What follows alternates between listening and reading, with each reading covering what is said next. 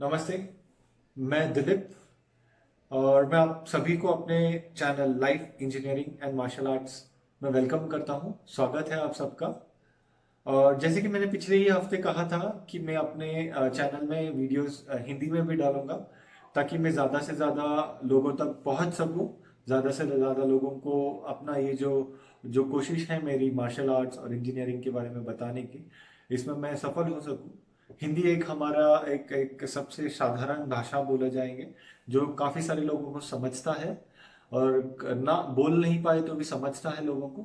तो ये मेरी एक कोशिश है कि मैं उन सभी लोगों तक पहुंच सकूं और उनको बता सकूं कि मार्शल आर्ट्स का जिंदगी में क्या महत्व है। तो यही है आज का टॉपिक भी कि जिंदगी में मार्शल आर्ट्स का क्या महत्व है। अगर आप मार्शल आर्ट्स के बारे में बात करोगे, मार्शल आर्ट्स को हिंदी में जो बोला जाता है उसका युद्ध कला। तो काफी सारे लोगों को लगता है कि मार्शल आर्ट्स ये टर्म बहुत अलग है। जैसे कराटे हो या कुंफू हो, ये एक चीज होता है और मार्शल आर्ट्स कुछ अलग होता है। ये नहीं है। मार्शल आर्ट्स एक कॉमन वर्ड है जो सभी आर्ट को मिला के बोला जाता है। जैसे अगर आप फिलिपिनो मार्शल आर्ट्स हो जिसे काली बोलते हैं, या आप कराटे लो या कुंफू लो या रेसलिंग ले लो, या आप रशिया में का सैम्बो ले लो, या सिस्टेमा रशिया में से, या आप बॉक्सिंग ले लो, ये सभी को मिला के इसका एक एक साधारण नाम जो होता है वो है ये मार्शल आर्ट्स, और जिसे हम हिंदी में बोलते हैं युद्ध कला। युद्ध कला, जो आप ये जो शब्द है, इस शब्द का जो जो आप एक मेंशन बोला जाएंगे, यानी इसका काफी सारे जगहों पे इसे बोला गया है। ना कि अब आपके समय में, बट प्राचीन समय से, जहाँ पे आप अगर रामायण लो या महाभारत लो या यूरोप के जो आप पुराने किताब है, या अफ्रीका में हो या रशिया में हो, चाइना में हो, इन सभी देशों में इसको एक अलग इम्पोर्टेंस दिया गया है। तो ये ऐसा क्या है मार्शल आर्ट्स में जो सारे लोग, सारी सारी दुनिया में इतने लोग इसके बारे में बात कर रहे हैं और बोल रहे हैं, और क्यों का बहुत कम लोग इसमें इंटरेस्ट लेते हैं, या लोग करते भी हैं तो काफी सालों तक कर नहीं पाते हैं। तो ये एक एक चीज है जो मुझे काफी दिनों से लग रहा था कि मैं बोल पाऊँ, लोगों तक बताऊं कि मार्शल आर्ट्स का जिंदगी में क्या इम्पोर्टेंस है और उससे मैं मेरे जिंदगी में क्या फर्क पड़ा है, ताकि आप लोग भी उसको सीखें और आप लोग भी समझ पाए कि क्या है मार्शल आर्ट्स। तो इसी टॉपिक से हम शुरुआत करते हैं। जैसे अगर मैं बोलूँ कि महाभारत में अर्जुन अर्जुन को हम बोलते हैं कि सर्वश्रेष्ठ धनुर्धर। पर अगर उन्हें तो कृष्ण ने काफी सारे चीजों में इन्वॉल्व किया था। जब वो वनवास गए थे तो उन्हें ये भी बोला था कि आप जाओ और एक बावर्ची बन जाओ, और आप खाना पकाना सीखो, आप डांस सीखो, आप और ऐसे कई चीजों तक, आई थिंक इवन रेसलिंग उन्हें सीखने को बोला था। तो ये क्यों है कि एक आर्ट जो होता है उसको इतना क्यों इम्पोर्टेंस दिया गया है? एक एक कि आर्ट जिंदगी में बहुत जरूरी है। तो मार्शल आर्ट्स ही जरूरी नहीं है कि एक आर्ट जिंदगी में सीखना चाहिए। कुछ भी सीख सकते हो, आप म्यूजिक सीख सकते हो, या आप डांस सीख सकते हो, आप खाना पकाना सीख सकते हो। बट इसको आप कितने अच्छे तरह से सीख रहे हो, और वो सीखने के बाद उसका डेडिकेशन और उसमें आप जितना वक्त बिताते हो, उससे आपकी जिंदगी में क्या फर्क पड़ता है, वो ज्यादा इम्पोर्टेंट है। तो ये जो चीज है कि कुछ लोग होते हैं कि जिनको पढ़ाई में इतना इंटरेस्ट नहीं होता है, बट वही इंसान जब खाना पकाता है, या मतलब उसे उसे जो पसंद है, या वो डांस करता है, या वो म्यूजिक करता है, या तबला बजाता है, तो उसमें इतना अच्छा होता है कि आपको लगता है अरे ये तो उसी चीज के लिए पैदा हुआ है। तो ये जो चीज़ है कि हाँ, ये एक जो इम्पोर्टेंट बात है कि एक आर्ट जब आता है तो उसमें पूरा आप मग्न हो जाते हो, या आप पूरी तरह से आप उसी में बह जाते हो। तो वो जो चीज़ है वो जिंदगी बदल देता है। आप भले एक प्रोफेशनल इंजीनियर हो या आप डॉक्टर हो, बट आर्ट आपके उस प्रोफेशन में अलग तरह से हेल्प करता है, आपको ज़्यादा बेटर करता है as a doctor, as a engineer. तो वो जो इम्पोर्टेंस है उसके बारे में हम बात कर रहे हैं। तो मेरी जर्नी जो है मार्शल आर्ट्स का वो चालू हुआ अराउंड 2015, बट कुछ इंसिडेंट्स थे उसके पहले जो मेरे साथ हुए थे। जैसे मेरा एक बार वॉलेट और मोबाइल चोरी कर लिया गया था, बट वो एक हिट एंड रन जैसा था कि 5-6 लोग आए, उन्होंने मारा और मोबाइल और वॉलेट चोरी कर लिया। उस वक्त तो मैं एक छोटा सा 18 साल का लड़का था, जो जिसको वो नहीं पता था कि क्या हो रहा है आसपास। एक तो अंधेरा था, उसके ऊपर मुझे स्पेक्स है, चश्मा है, तो एक बार मुझे चेहरे पे मार दिया तो उसके बाद मैं देख नहीं पाया। तो ऐसा काफी चीज था। वो चीज अभी भी मैं याद करता हूँ कि वो सिचुएशन में अगर मैं अभी रहूंगा तो कैसा बिहेव करूंगा। तो ये सब चीजें होती है। और दूसरा था कि कॉलेज में छोटी सी लड़ाई हो गई थी, और उसमें तो ये जो चीज था उसने मुझे इन्फ्लुएंस किया कि हाँ, मुझे सीखना चाहिए। पर जब शुरुआत किया था तब माइंड में ये था, दिमाग में ये था कि सेल्फ डिफेंस करना है, कोई आएगा तो हाँ मारेंगे और ये करेंगे। बट जैसे मैं एक्चुअल में मार्शल आर्ट्स में गया, मैंने पहला अपना जो जर्नी है वो स्टार्ट किया था विंग चुन के साथ। काफी ही सुंदर आर्ट है, काफी ही बेहतरीन, जैसे बोलेंगे एक एक एक सीखना चाहिए ऐसा आर्ट है। तो मैंने ये चेन्नई में चालू किया, और मेरा ग्रुप भी काफ़ी अच्छा था, जिन्होंने मुझे काफ़ी सपोर्ट किया, जिनसे मैं काफ़ी कुछ सीख पाया। वो इंटेंसिटी कि हाँ अगर ऐसा कुछ होगा तो कैसे हो सकता है, तो वो करते थे। हमारा ग्रुप अच्छा था, जिनसे मैंने काफ़ी कुछ सीख सीख पाया। तो उसके बाद मुझे ऐसा लगा कि अभी भी मैं विंग चुन कर रहा हूँ, बट एक पॉइंट ऐसा आया कि मुझे ऐसा लगा कि मेरा फ्लो कम हो रहा है। तो मुझे वो फ्लो इम्प्रूव करने के लिए मैंने काफ़ी सारे वीडियोस देखे और काफ़ी सारे बुक्स रीड किए थे। तो वहाँ पे ऐसा मेंशन था कि रेसलिंग और जो नाइफ होता है, स्टिक फाइटिंग या ब्लेड, वेपन वेपन ट्रेनिंग जिसे बोला जाता है, तो उससे फ्लो और इम्प्रूव हो सकता है। तो इसलिए मैंने ये खोजना चालू किया कि मैं क्या सीख सकता हूँ। तो उसके बाद मैंने पहला जो सीखा था वो था कि जिजुत्सु सीखने की कोशिश की, और थोड़ा बहुत मैं सीखा।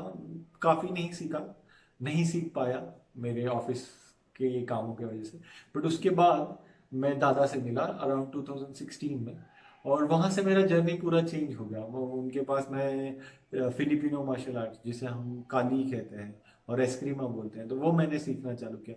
वहाँ से पूरा बदल गया देखने का नज़रिया उस आर्ट के तरफ, बाकी आर्ट्स के तरफ, स्पेशली डांस के और म्यूजिक के तरफ। तो ये एक एक बदल जो हुआ है आफ्टर 2016, या 2016 के बाद, इसका पूरा एक एक क्रेडिट मैं इस मार्शल आर्ट्स को ही दूंगा कि काफ़ी कुछ सीखने मिला है मुझे, और वही मैं आपको बता रहा हूँ कि क्या है।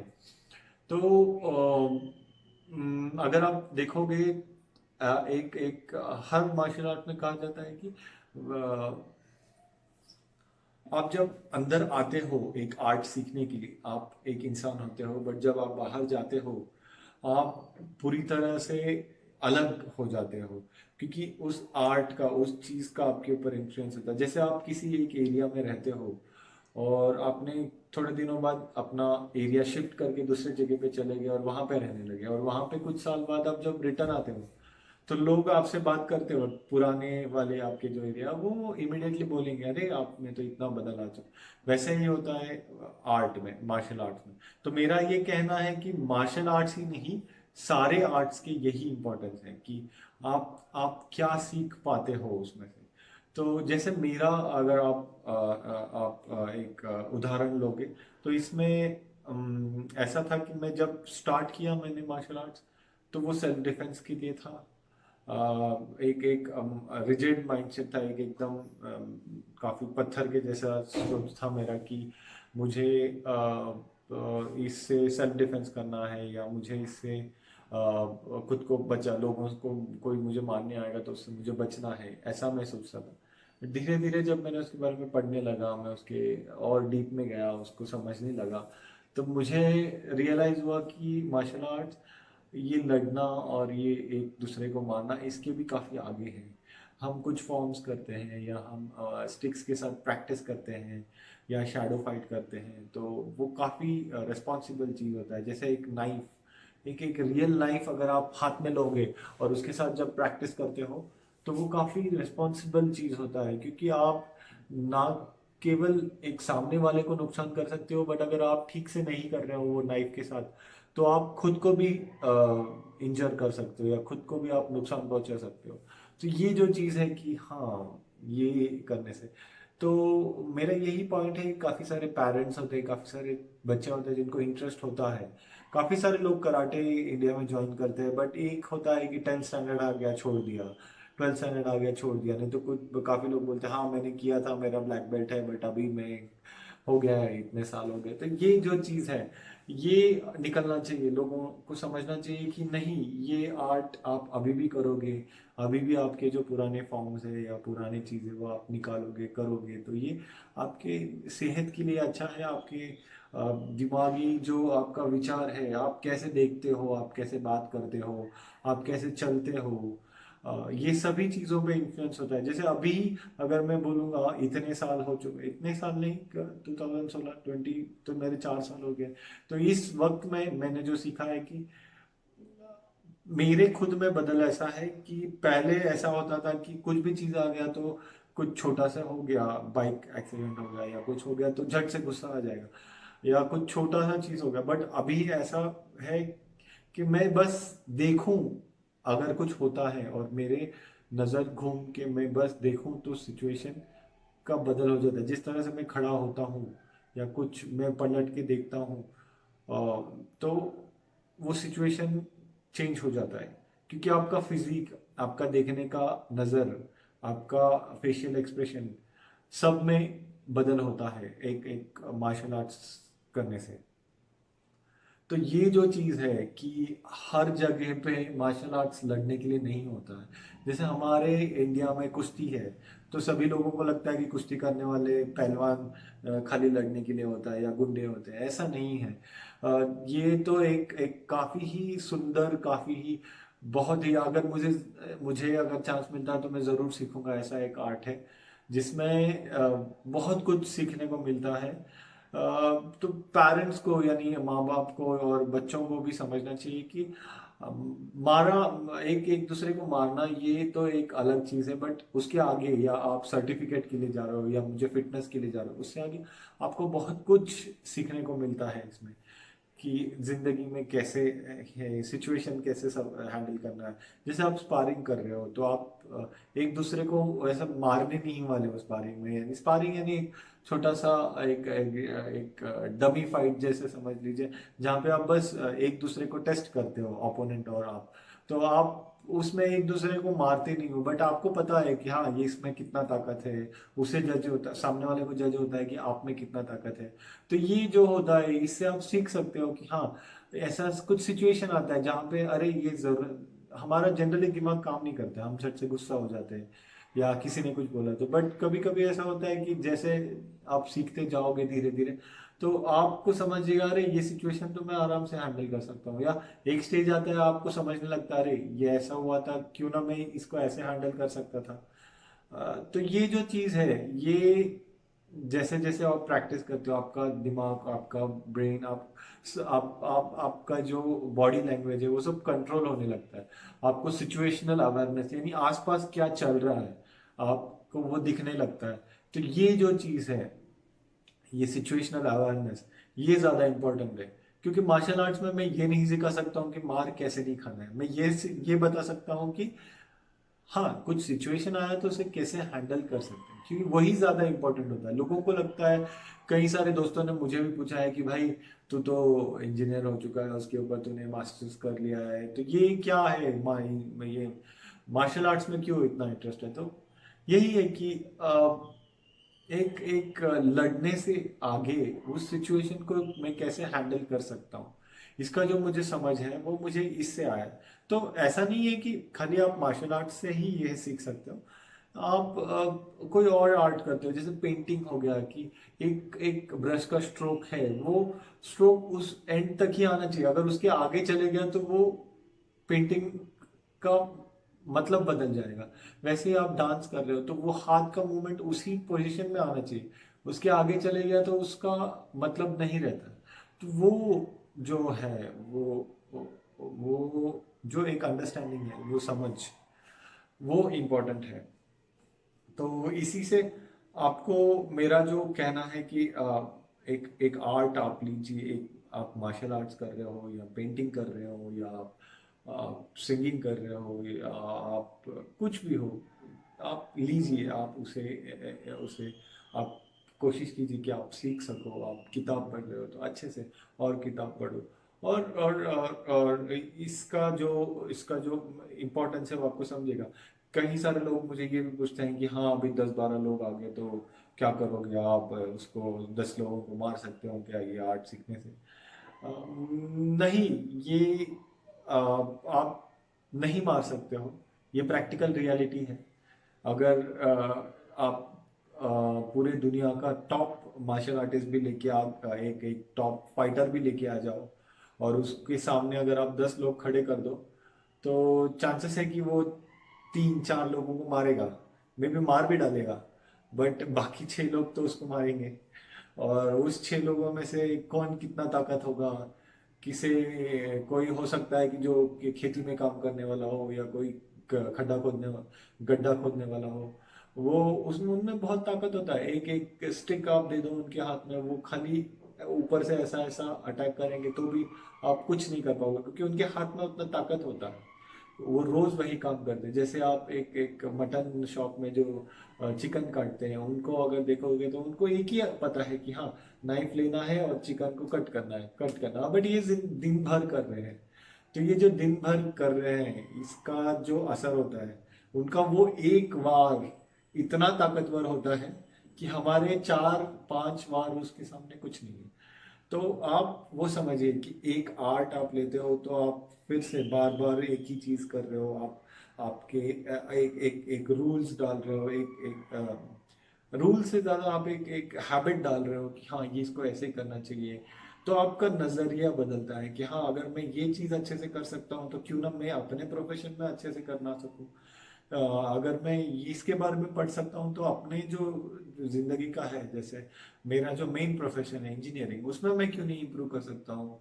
मैं एक एक छोटा सा एक 4 लोग हैं उनको संभाल के मैं आगे लेके जाना है, मुझे उन्हें उनसे काम करवाना है, तो मैं उनसे कैसे बात करूंगा, मैं उनको कैसे समझाऊंगा कि सिचुएशन कैसा है। तो ये सारी चीज आप इससे सीखते हो।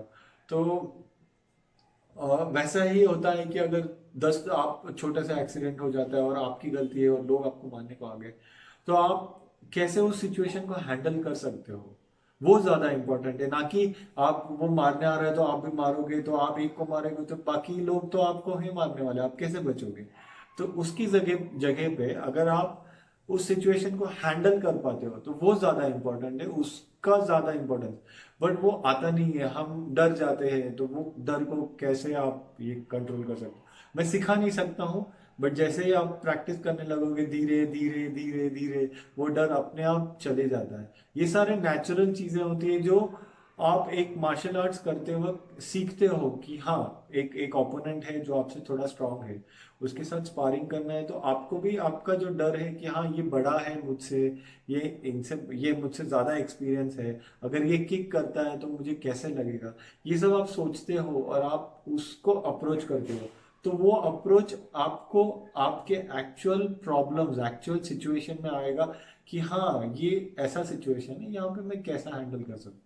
पर ये सीखने के लिए आपको कभी 1 साल लग सकता है, कभी 2 साल लग सकता है, कभी जिंदगी लग। तो ये जो चीज है कि हाँ इसे लोग ऐसे सोचते हैं कि हाँ चलो मार्शल आर्ट सीखना है। मुझे तो कई कॉल्स आते हैं कि एक कोर्स जैसे सिखा पाओगे आप, एक एक महीने में एक टेक्निक सिखा दोगे मुझे, मुझे बस उतना ही करना है, मुझे कोर्स जैसे करना है 6 महीने का। तो नहीं, मार्शल आर्ट्स एक एक एक सिलेबस नहीं है, एक एक कि आपने ये कर लिया, ये 10 चीजें सीख ली और आपने एग्जाम दे दिया और आपका खत्म, आपको 99 मार्क्स मिल गए और आप एक्सपर्ट हो, आप वो सर्टिफिकेट लेके जाओगे। तो नहीं, ये एक पूरे जिंदगी का एक एक ट्रैवल है।